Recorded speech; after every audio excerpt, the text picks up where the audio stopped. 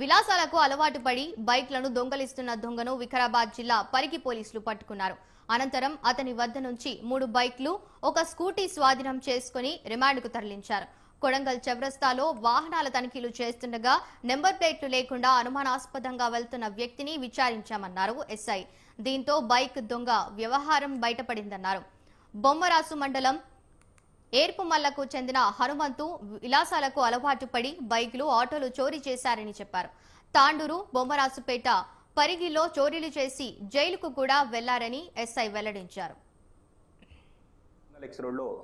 పరిగిలోని Kodangal X road లో vehicle checking చేస్తుండగా ఒక అనుమానాస్పద వ్యక్తి బైక్ పై రావడం జరుగుతుంది. అతన్ని వెహికల్ యొక్క డాక్యుమెంట్ చూపించమనడంతో అతను ఎలాంటి డాక్యుమెంట్ చూపించకుండా ఉన్నాడు. అతన్ని తీసుకుపోయి పోలీస్ స్టేషన్ లో విచారించగా అతను పాత నేరస్తుడు ఏర్పుమల్ల హనుమంతు, నట్టలి హనుమంతుగా గుర్తించడం జరిగింది. అతను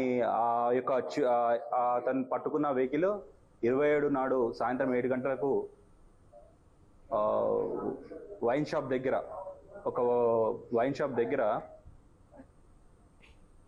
వరల్డ్